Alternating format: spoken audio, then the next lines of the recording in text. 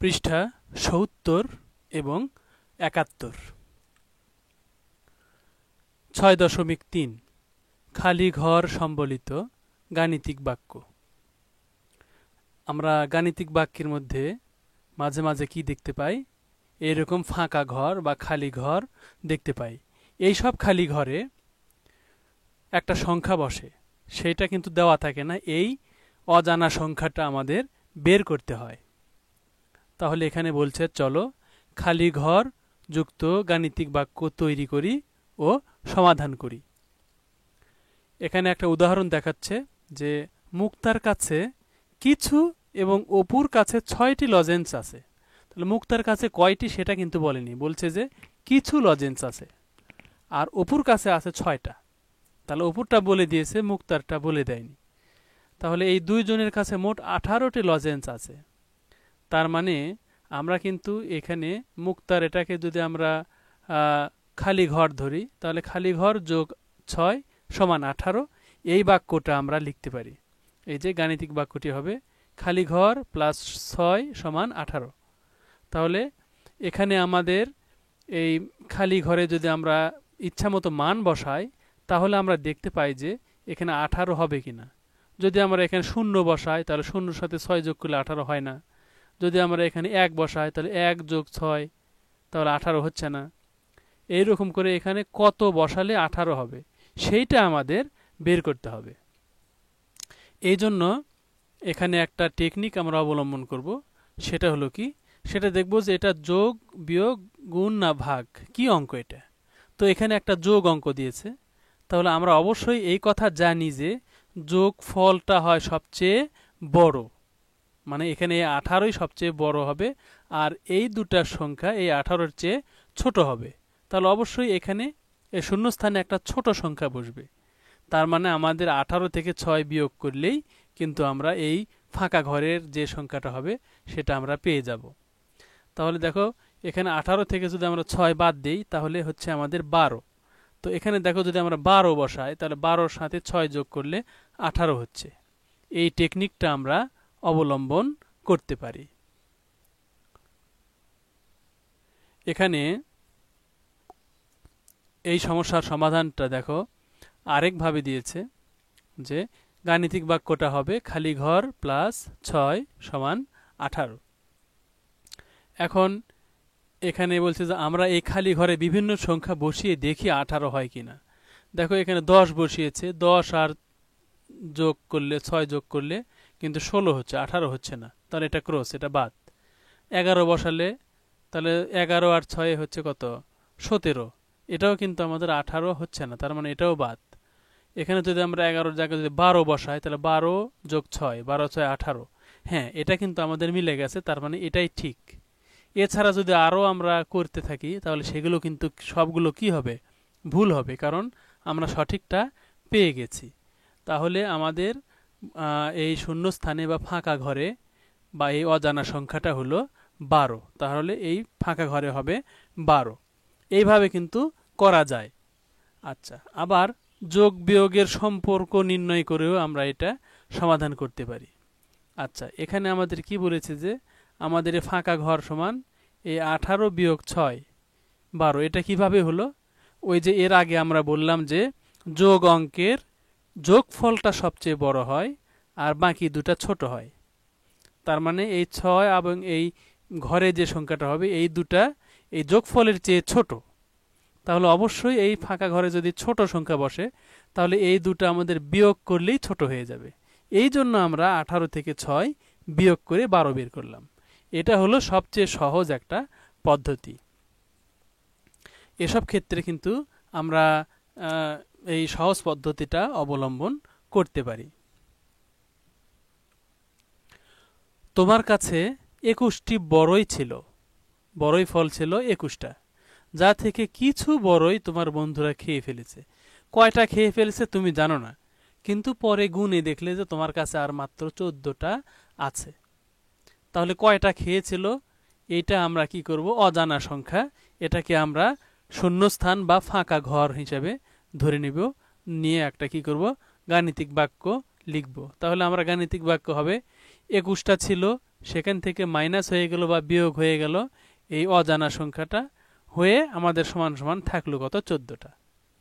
এইরকম করে আমরা এই অজানা সংখ্যাটা বা গাণিতিক বাক্যটা লিখতে পারি। তারপরে অজানা সংখ্যাটি নির্ণয় করো। তাহলে আমরা এখানে কেন এটা বিয়োগ করলাম? কারণ এখানে আমরা জানি যে এখানে 14 বিয়োগ ড্যাশ সমান 21 বিয়োগ ড্যাশ সমান 14। তার মানে এই ফাঁকা ঘরে কত হবে সেটা আমরা বের করব। আচ্ছা, এখন আমরা জানি যে এটা একটা বিয়োগ অঙ্ক। এই যে বিয়োগ চিহ্ন আছে, বিয়োগ চিহ্নের প্রথমটাই বড় হয় আর বাকি দুটা ছোট হয়। তাহলে বিয়োগ অঙ্কের সবচেয়ে প্রথমে যেটা দেওয়া থাকে বা সবচেয়ে বামে বা যেখান থেকে আমরা বিয়োগ করি, এইটা হয় সবচেয়ে বড় আর বাকিগুলো ছোট। তার মানে এই ঘরে আমাদের ছোট সংখ্যা বসবে। তাহলে 21 আর 7 কি করলে ছোট হবে? যদি আমরা যোগ করি তাহলে কিন্তু বেড়ে যাবে। আচ্ছা, তাহলে অবশ্যই আমাদের এখানে বিয়োগ করতে হবে। এই জন্য 21 আর হলো এই 14 আমরা কি করলাম? বিয়োগ করে আমরা 7 পেলাম। আচ্ছা, তাহলে আমাদের এই অজানা সংখ্যাটা হলো 7। এখন পরের একটা সমস্যা দিয়েছে যে 32টি রুটি কয়েকজন লোকের মাঝে সমানভাবে ভাগ করে দেওয়া হলো। কয়েকজন লোক, কতজন লোক সেটাই কিন্তু দেওয়া নাই, সেটাই কিন্তু আমাদের অজানা সংখ্যা বা এরকম ফাঁকা ঘর। আচ্ছা, তাহলে ভাগ করে দিল, তার মানে অবশ্যই এখানে ভাগ চিহ্ন আসবে। তাহলে 32টা ভাগ করে দিয়েছে কয়েকজনের মাঝে, বা এখানে ফাঁকা ঘর হয়ে সমান সমান প্রত্যেকে পেয়েছে 8টা করে। তার মানে ভাগফল হলো 8। তার মানে এইটা হলো আমাদের গাণিতিক বাক্য। এখন এই গাণিতিক বাক্যের এই ফাঁকা ঘরে কি হবে সেইটা আমরা বের করব। তো সেইটা বের করার জন্য আমাদের দুটা পদ্ধতি এখানে দেখাচ্ছে। তাহলে দেখি আমরা কয়েকটা মান বসাই এই ফাঁকা ঘরে, যে এখানে 8 হয় কিনা। তো এখানে যদি আমরা ফাঁকা ঘরে 2 বসাই, তাহলে 32কে 2 দ্বারা যদি ভাগ করি তাহলে কিন্তু 8 হয় না, 16 হয়। 32কে 2 দ্বারা ভাগ করলে 8 হচ্ছে না, তার মানে এটা ক্রস, এটা বাদ। 32কে 3 দ্বারা ভাগ করলেও 8 হচ্ছে না। 32কে 4 দ্বারা ভাগ করলে 8 হচ্ছে, তার মানে 4 8টা 32। তার মানে আমাদের এই ফাঁকা ঘরে হবে 4। এইভাবে আমরা এটা বের করতে পারি।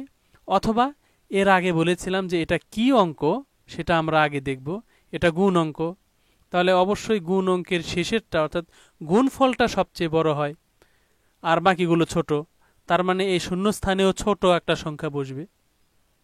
তার মানে এই 8 আর এই 32 এই দুটো আমরা এখানে গুণ আছে, তাহলে ভাগ করলে ছোট হয়ে যাবে। তার মানে এই 32কে যদি আমরা 8 দ্বারা ভাগ করি তাহলে সেটা হবে আমাদের 4। তার মানে এই শূন্যস্থানে বসবে 4। যেভাবেই করি না কেন উত্তর আমাদের 4ই হবে। আচ্ছা, এখন এখানে বলছে যে শূন্যস্থানকে অজানা সংখ্যা হিসেবে ব্যবহার করে নিচের বিবরণের গাণিতিক বাক্য লেখো এবং এই ফাঁকা ঘরের মান বের করো। 1 নম্বর, একটি সংখ্যার সাথে 12 যোগ করলে যোগফল 180 হয়। তাহলে একটি সংখ্যা দেওয়া নাই, সেটাই অজানা বা সেটাকে আমরা শূন্যস্থান হিসেবে ধরে নিই।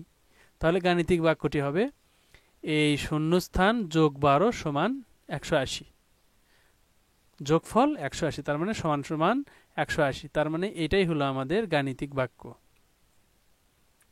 এখন দেখি অজানা সংখ্যাটা বের করি। তাহলে এখানে 180 থেকে 12 কেন বিয়োগ করেছে?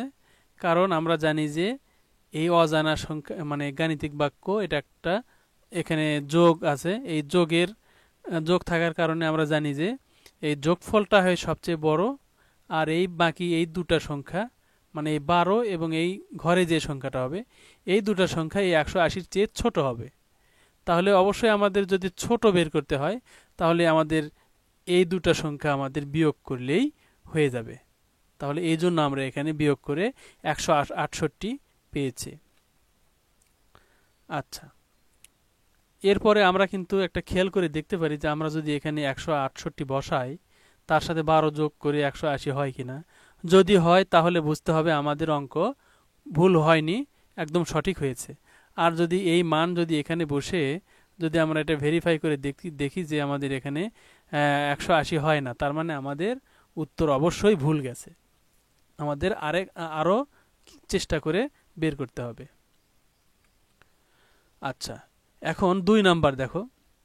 2 নম্বরে বলছে যে একটি সংখ্যার সাথে 15 গুণ করলে গুণফল 270 হয়। তাহলে গাণিতিক বাক্যটা হবে এই অজানা সংখ্যা গুণন 15 সমান 270। এটা হলো গাণিতিক বাক্য। এখন আমরা এটার মান বের করব কিভাবে, বা গাণিতিক বাক্যের এই শূন্যস্থানে কত হবে সেটা কিভাবে বের করব। তো আমরা দেখি যে এটা কি অঙ্ক, এটা গুণ অঙ্ক। তাহলে গুণ অঙ্কের কিন্তু গুণফলই সবচেয়ে বড় হয়।